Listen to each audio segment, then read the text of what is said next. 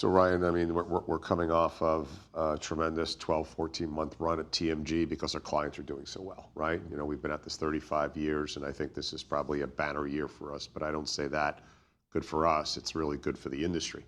Sure. But I also see some dynamics out there. We've got tariff issues that we're all dealing with.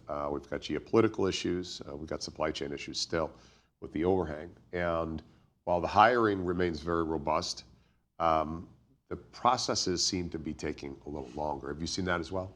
I have, and it's timely. We just completed a CEO search, as you know, for a next-gen neurotherapeutic company, and you have to get all the pieces in order. And that's tough, right? You have board members, you have the logistic schedule of the current CEO. We're usually pulling a CEO from another company into that company. And what you need to be cautious of is making a decision short term.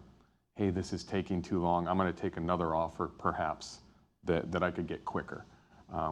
That's what you need to be aware of, is that things are taking a little bit longer now, and that's okay. If you're not patient, you might miss an opportunity that could be career changing.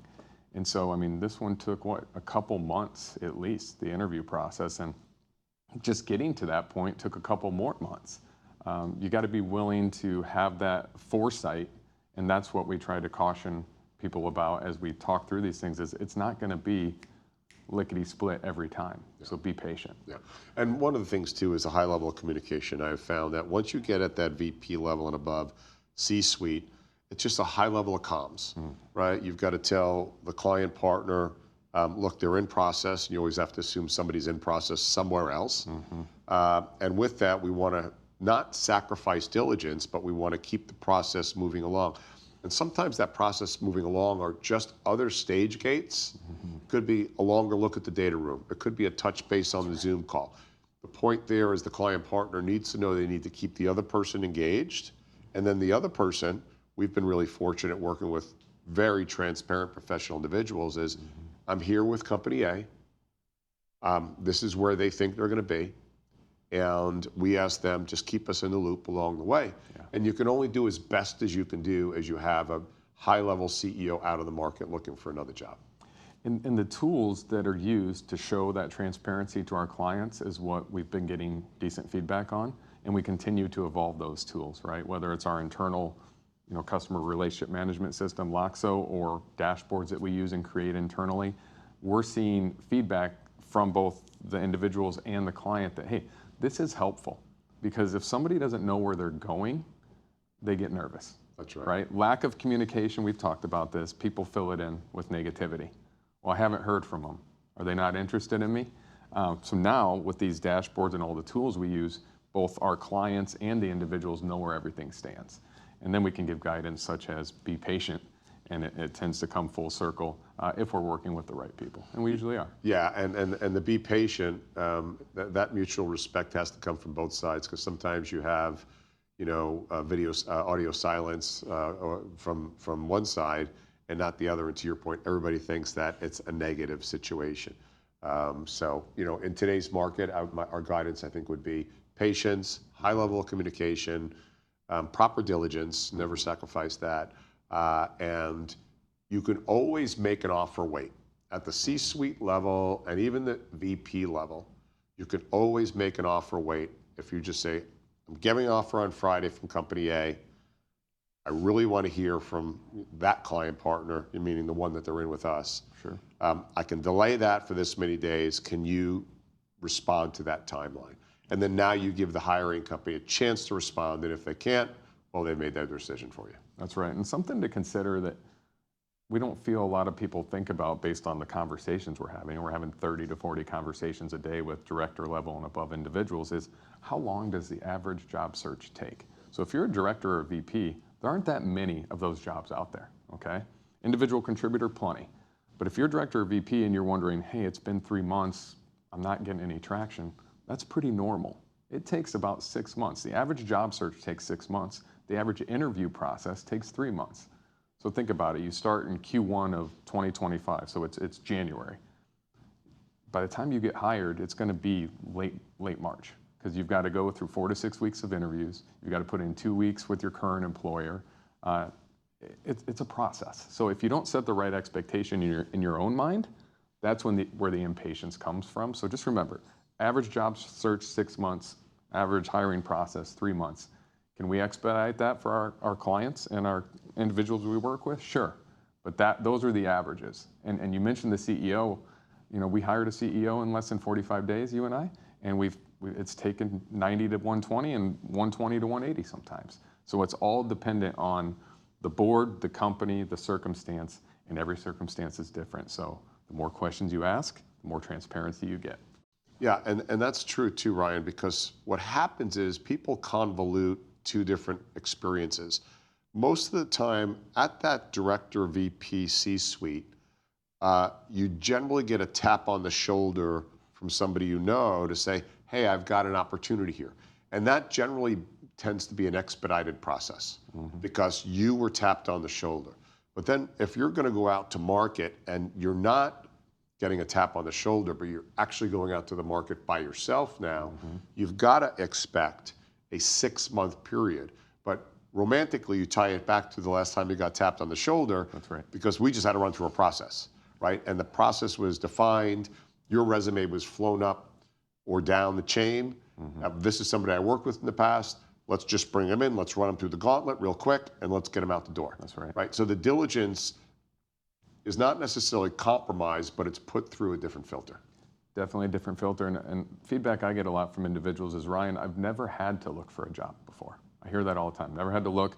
My network has always plugged me in. I've always been recruited by people that I've worked with in the past. Until it happens where that's not the case, right?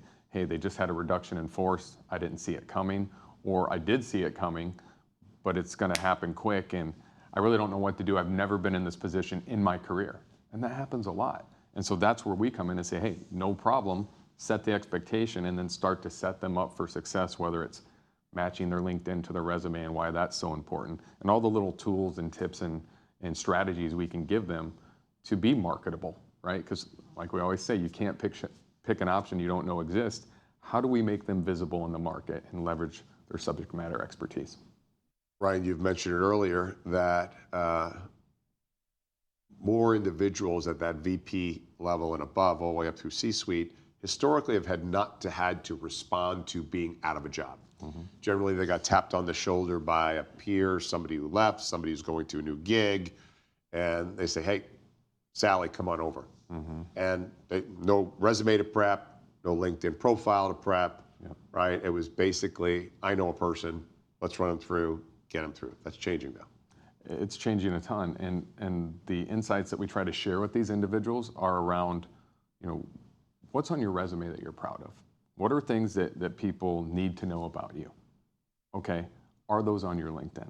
Because the first place clients go as soon as they get a resume is to LinkedIn. You know why? Because people are curious. Call it the Facebook effect, call it whatever you want. They want to know, who do I know that knows this individual? That's the first thing they look at, is what are the mutual connections? And then they start the back channel reference checks, right? What do you know about Joe Mullings? What do you know about Ryan Blasco? And that's the interview before the interview, right? And so they're just, their mind is blown when we talk through these situations. And then we also give insight around, who has made an impact on your career? Have you reached out to those individuals, right? The old saying is your network is your net worth, right? And they say, well, yeah, kind of, but a lot of those people work at my current company, so that's not helpful. So some of the guidance we give is to write a recommendation for 5 to 10 people that have made an impact on your career. It's the give to get strategy. It's a way of saying thank you while you have time on your hands for the first time in your career. And then suddenly the people wake up the next day and it says, Joe Mullings wrote your recommendation. What's this? They click on it, they read all the nice things you had to say about them, and they reach out and say, hey, thanks for the recommendation. What's new? And that's going to open up that career conversation. And I've heard you say this a million times. When your network knows you're looking, people like to help people.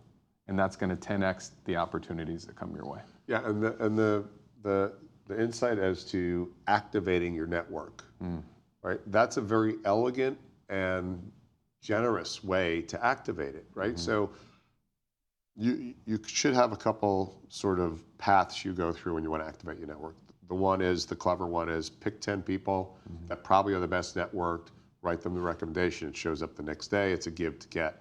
Even if you look at that and You write the recommendation. Fred reaches back out. Hey, thanks for that. What's going on? Yeah, it looks like I'm going to be out of. Fred might go, oh, that's why you wrote that. Right. Yeah, but that's okay, Right. right? It's a, Right. it's a quid pro quo. So that's a good one. The other one as well is to get active on LinkedIn, but be really careful, right? Just don't spray and pray all over the place. You know, if you're going to, and we have that 10-4-2 strategy online, somebody can go up on LinkedIn and just say Mullings 10-4-2 strategy. We've reposted it and refreshed it recently. But it's basically a way to get inside anybody's personal LinkedIn network in probably a few chess moves. So, you know, you can check that out. But the basic thing is show up at the party, you know, start with like.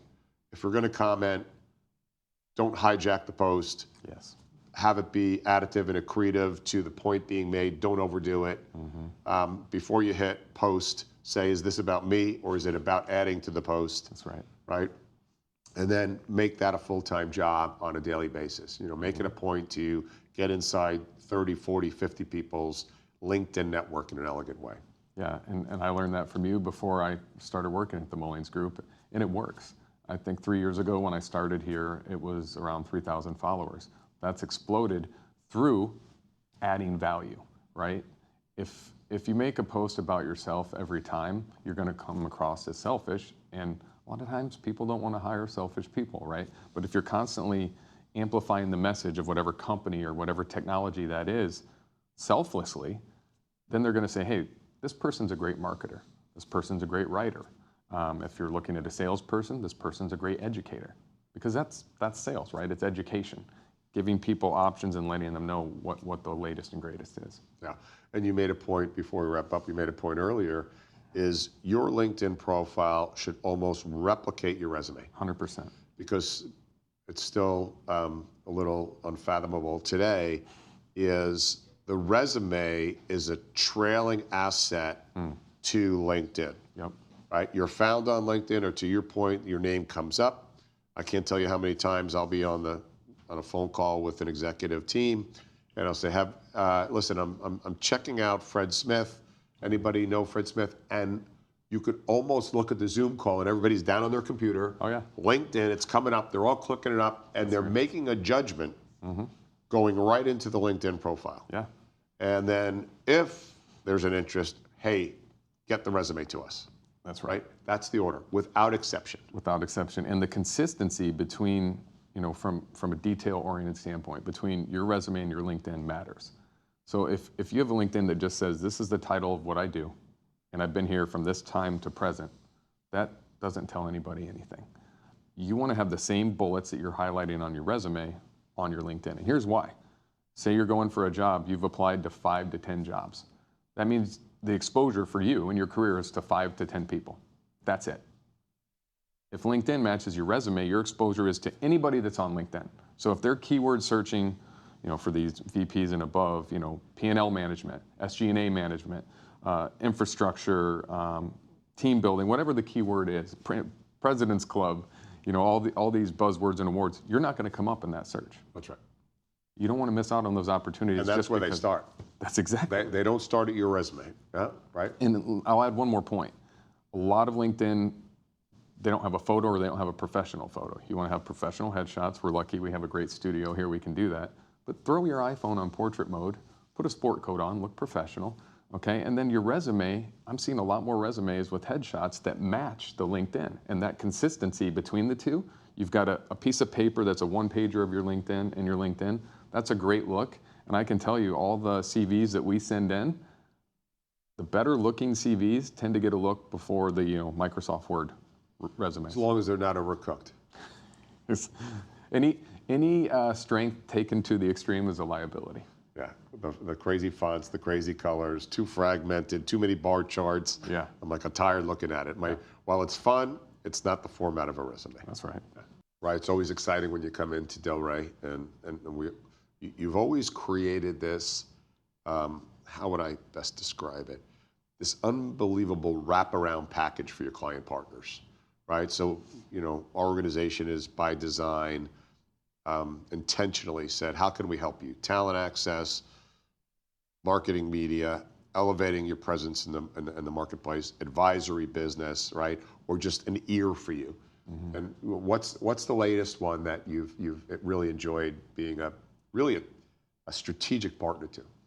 Yeah, they were in here last week, the Morel Company, and you guys did a sit, and I've just been enamored with their growth. This is a company, when John Pons, a friend of mine, went on as a VP of sales, in 2023, they were at 20 million in revenue. In 2024, they are at 41 million in revenue. So they're experiencing 200% year-over-year growth. But the story behind that is they're focused on not just doctors and patients, but nurses, the frontline caregiver, the people that are burnout, whose job is hard, who are getting hurt, quite frankly, on the job. So what did they do? They automated the most dangerous task in healthcare, which is boosting a patient. And here's some data that I found just fascinating. So the guideline is for every 50 pounds of a patient, you should have a nurse in the room to help move that patient. Well, it's no secret, we have an obesity crisis in the United States, a diabetes crisis. It's not rare to have a 300-pound patient. Okay, so are you really going to get 6 nurses in a room to boost somebody? It doesn't happen. So that means you and one other person is going to try to lift that patient. Well, you're going to throw out your back, you're going to hurt your shoulder, and there's no dignity in that for the patient. So they've created a system that's essentially a conveyor belt. Push of a button, you can move a patient up to 750 pounds, and it's no wonder it's growing like a weed because nurses need this, right? Think about nurse retention, nurse satisfaction. If you can help patients, give patient dignity and do that, I mean, what a cool story to tell. And I wasn't in studio last week, I wish I was, but I can't wait to see Bill Hillenbrand, the CEO, John Pons, Kevin Click, the whole team talk about this. Yeah, and that was where, when we reimagined talent access a decade ago, most talent access search firms you have an opening, we'll work on it. Yeah. And we tended to say, wait, it's way more than that. Beside being the subject matter experts in nearly every therapeutic area and functional area in medtech, how can we help you increase the talent that's interested in you? Sure. Right? Versus the old way of, hey, it's a buyer's market from the client side. It's not that anymore. No. So as you say, you can't, what is it about an option? You can't purchase an option you're not aware of? Yeah, or you can't choose an option you don't know exists. Right, and I love that because one of the things that we said was, let us shine a light on your organization. Yes. And let us explain why you may want to consider this and invest in your career over the next 5 years. And then once we go there, then let us help you with your talent strategy because most organizations are post and pray. But here's how you tell your story, here's how you represent it, here's how you say, who will I become? And in fact, I think we're trademarking that as well, we should. And that is our approach on the partnership with a lot of these organizations we work with. And you've been ideal at developing those. Well, I learned it from you. I learned it from our Chief Marketing Officer, Nicole Ager. How do we prop up the industry, right? How do we amplify the message? Whether there's anything in it for us or not, I'll tell you what's in it for us is we become subject matter experts by learning as much as we can about every company out there. I knew nothing of the Morel Company and the origin story until we had that phone call over a year ago with Bill Hillenbrand and John Pons. I didn't know anything about it. And now I'm the subject matter expert on their company. I could tell you about their manufacturing. I could tell you about how they just hired internally a social media person. She was here, by the way. Oh, she was? She came in. So Okay. to that, sorry to interrupt, to that. So that's great. Sarah, right? I believe so, yeah. So we come in, she had her own rig. She was videotaping behind the scenes. I'm not surprised. So it was very cool, but go on. Yeah, so what we found is if we give the opportunity for them to tell their story and educate us, then we get to be the subject matter expert on them and any technology like theirs. Now, lucky for them, they're the only technology of their kind. And a lot of the people we bring in studio have that. So my goal is to continue to reach out to individuals and companies, whether we can work with them right now or not, and become that subject matter expert. So one day they can be in the studio with us and we can help amplify their message to the market. Brilliant strategy. I'm glad you thought of it. I'm good at stealing good ideas.